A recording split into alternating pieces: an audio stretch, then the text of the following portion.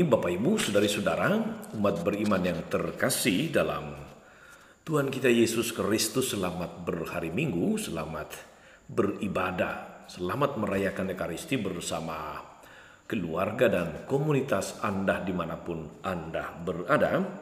Hari Minggu biasa ke-30 tahun B, juga oleh gereja dirayakan sebagai Hari Minggu Misi Sedunia. Salam Agus CSSR, saudari-saudara, mengajak kita sekalian merenungkan Injil Tuhan dari Injil Markus bab 10 ayat 46 sampai 52. Mari kita mendengarkan firman Tuhan. Dalam nama Bapa dan Putra dan Roh Kudus. Amin. Pada suatu hari Yesus dan murid-muridnya tiba di Yeriko. Ketika Yesus keluar lagi dari kota itu bersama murid-muridnya dan orang banyak yang berbondong-bondong, duduklah di pinggir jalan seorang pengemis yang buta bernama Bartimeus, anak Timeus. Ketika didengarnya bahwa yang lewat itu Yesus dari Nazaret, mulailah ia berseru, "Yesus, anak Daud, kasihanilah aku." Banyak orang menegurnya supaya ia diam, namun semakin keras ia berseru, "Anak Daud, kasihanilah aku." Maka Yesus berhenti dan berkata, "Panggillah dia." Mereka memanggil si buta itu dan berkata kepadanya, "Kuatkanlah hatimu, berdirilah, ia memanggil engkau." Orang buta itu lalu menanggalkan jubahnya. Ia segera berdiri dan pergi mendapatkan Yesus. Yesus bertanya kepadanya, "Apa yang kau kehendaki ku perbuat bagimu?" Jawab orang buta itu, "Rabuni, semoga aku dapat melihat." Yesus lalu berkata kepadanya, "Pergilah, imanmu telah menyelamatkan engkau." Pada saat itu juga melihatlah ia, lalu ia mengikuti Yesus dalam perjalanannya. Demikianlah Injil Tuhan. Bapak Ibu, saudari-saudara, umat beriman yang terkasih dalam Tuhan kita Yesus Kristus. Ada sebuah peristiwa yang terjadi di sekitar Perang Dunia Kedua.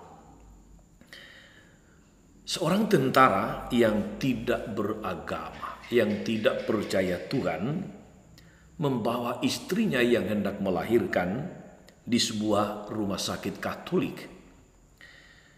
Namanya rumah sakit Katolik, biasanya di setiap kamar ada simbol, ada salib yang dipasang atau digantung di tembok kamar.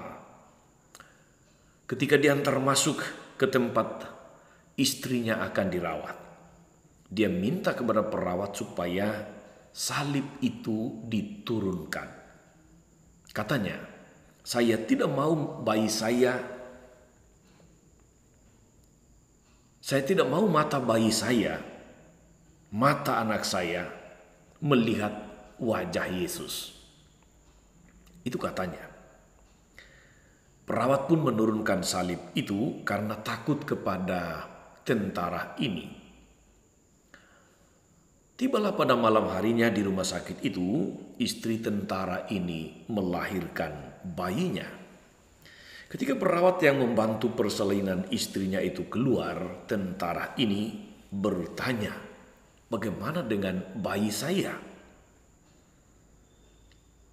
Lalu perawat menjawab, "Oh ya, selamat ya Pak, anak Anda sudah lahir dan Bapak tidak usah khawatir. Bayi Anda baik-baik saja. Seperti yang Bapak harapkan, bayi Anda tidak akan melihat Kristus," kata perawat itu. Lalu tentara ini dengan senang berkata kepada perawat itu, "Terima kasih suster, memang itu harapan saya. Itu sesuai dengan keinginan saya." Tapi kemudian perawat itu menyambung lagi, Tuhan rupanya memang mengabulkan keinginan Bapa sehingga anak Bapa dilahirkan buta.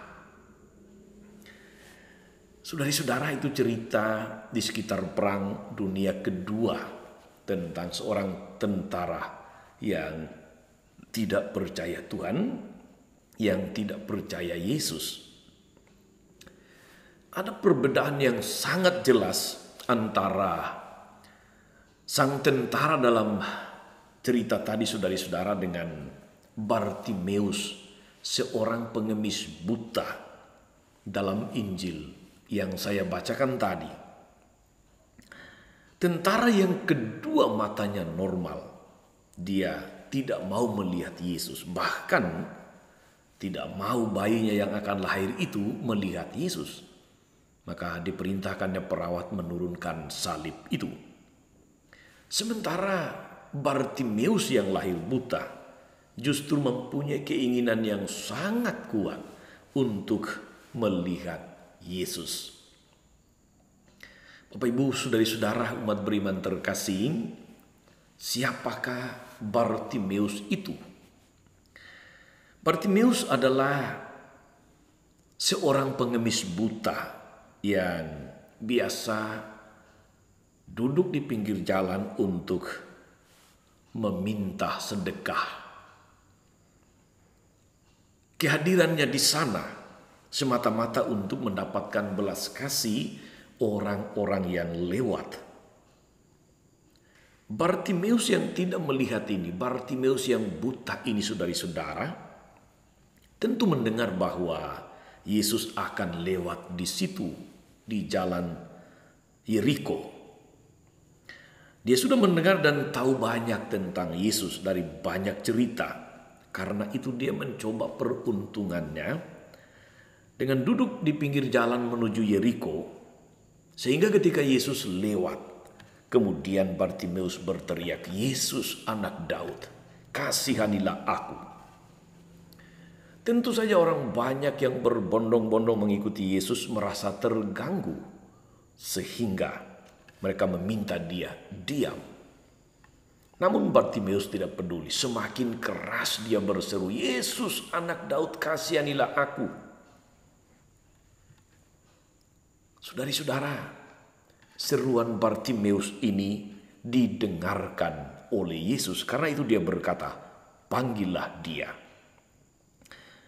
Ajakan Tuhan Yesus untuk memanggil Bartimeus, saudara-saudara, di satu sisi adalah suatu bentuk protes Yesus akan sikap banyak orang pada masa itu.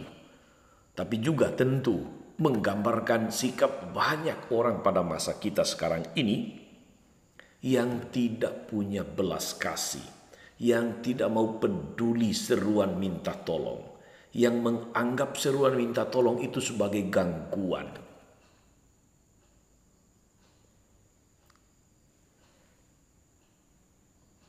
Tapi di pihak lain, saudara-saudara, menjadi kesempatan bagi Yesus untuk mewartakan kebenaran iman. Dengan ungkapan sederhana, Yesus mengatakan, "Pergilah, imanmu telah menyelamatkan engkau." Yesus mau menyatakan bahwa orang hanya bisa diselamatkan secara fisik, tapi juga secara rohani kalau dia percaya kepada Yesus dan percaya kepada Allah yang mengutus Yesus. Iman akan Allah dalam diri Yesus adalah jalan menuju keselamatan. Dan Bartimeus, pengemis buta itu, telah mengalaminya. Dia disembuhkan karena Allah berbelas kasih, karena Allah mendengarkan teriakannya minta tolong, karena Allah peduli. Saudara-saudara, umat beriman yang diberkati oleh Tuhan, kebanyakan dari kita yang mendengarkan firman Tuhan ini, kalau kita ingin mencari inspirasi, pesan, peneguhan firman untuk kita, kira-kira apa? Rasa saya begini, saudara-saudara. Kebanyakan dari kita barangkali bukanlah orang-orang yang buta secara fisik. Kita mungkin memiliki mata yang normal, mata yang mampu melihat. Namun tidak mustahil saudara-saudara, dan ini penting, bahwa tidak sedikit dari kita yang mengalami kebutaan rohani. Buta hati boleh saya katakan begitu. Dan seringkali kebutaan rohani ini, kebutaan hati ini jauh lebih buruk daripada kebutaan fisik.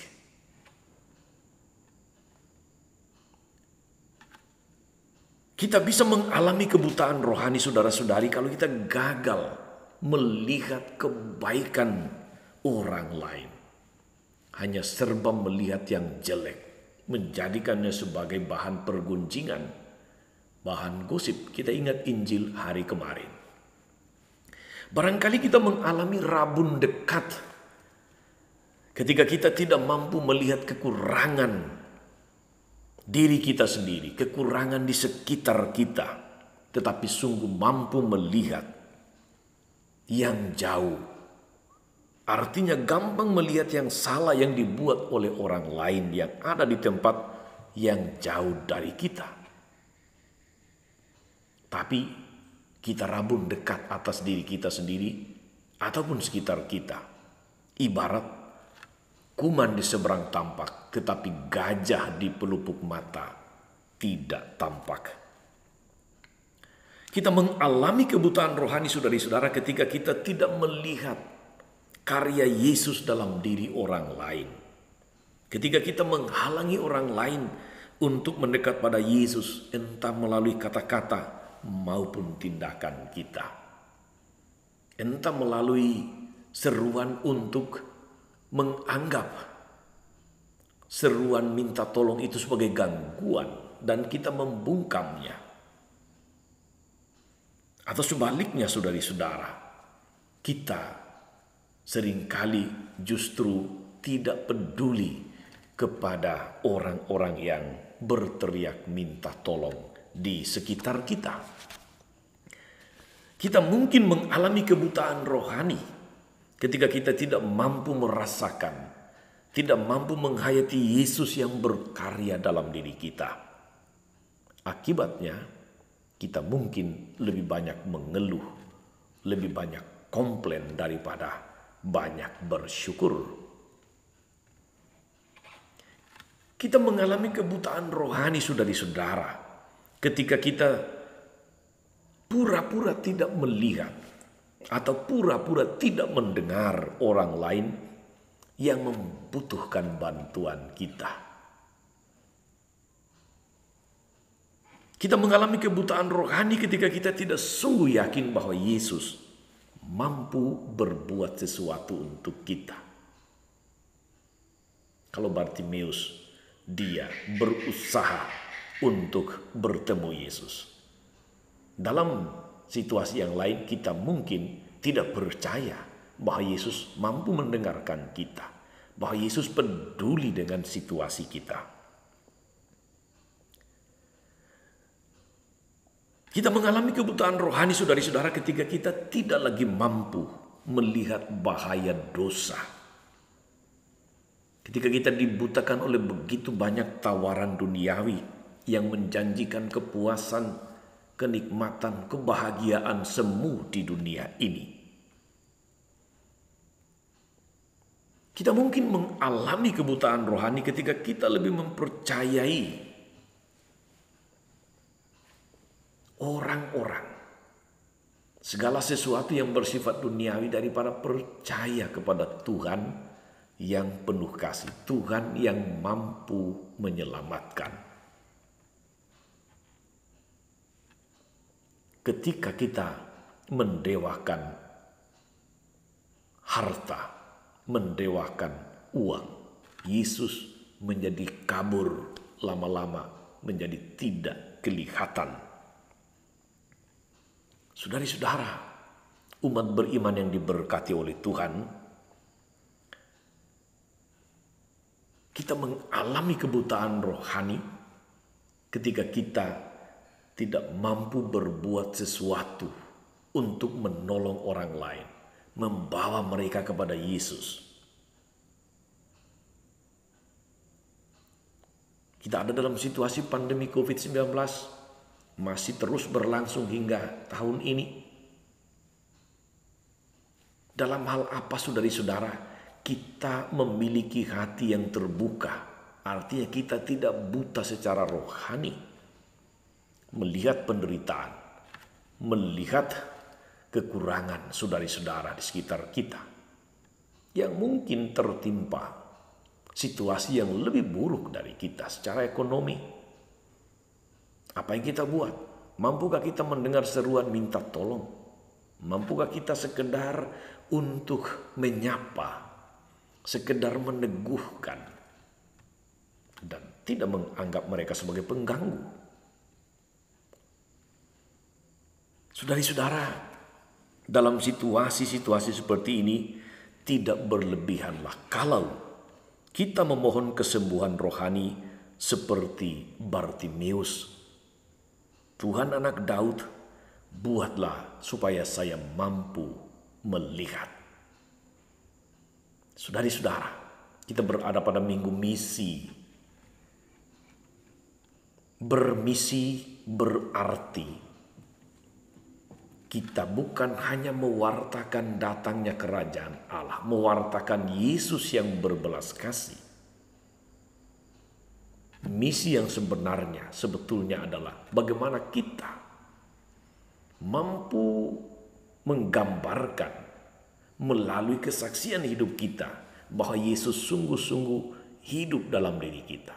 Sehingga kita atau hidup kita menjadi benar-benar serupa dengan hidup Yesus. Hati kita menjadi hati yang peduli seperti Yesus. Telinga kita menjadi telinga yang awas terhadap seruan minta tolong. Itulah misi yang sebetulnya. Misi belas kasih, misi kepedulian, misi penuh cinta. Selamat beribadah, selamat berkarya dan melayani hari ini. Jangan lupa senantiasa berbuat baik. Jangan lupa peduli. Jangan lupa untuk berbelas kasih sebagaimana Yesus telah berbelas kasih. Tuhan Yesus memberkati. Maria Bunda selalu menolong, setia mendoakan kita semua. Amin.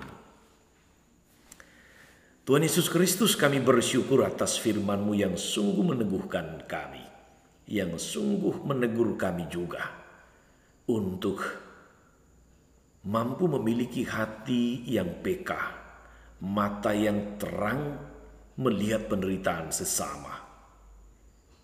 Kuatkan kami agar kami mampu menjadi pembawa orang-orang kepadamu dan bukan menjadi penghalang. Karena kami menganggap mereka sebagai pengganggu. Karena kami tidak mau repot. Karena kami ingin menjauhkan orang-orang kecil menderita daripadamu. Anugerahkanlah kepada kami ya Tuhan mata hati yang penuh belas kasih. Mata rohani yang mampu menghadirkan wajah penuh belas kasih kepada orang-orang di sekitar kami. Lebih-lebih mereka yang miskin, yang cacat, yang terlantar, yang hidupnya kurang beruntung seperti kami. Mampukanlah agar melalui kami belas kasih-Mu semakin dirasakan oleh banyak orang. Terpujilah nama-Mu Tuhan sepanjang segala masa. Amin. Saudari-saudara sekalian, berkat Allah turun atas saudari-saudara, atas mereka yang kita doakan atau kita janjikan doa, mereka yang sakit dan menderita, segala rencana, karya dan pelayanan hari ini, Bapa dan Putra dan Roh Kudus. Amin. Jangan lupa like, subscribe, nyalakan lonceng notifikasinya. Salam 52, Tuhan memberkati.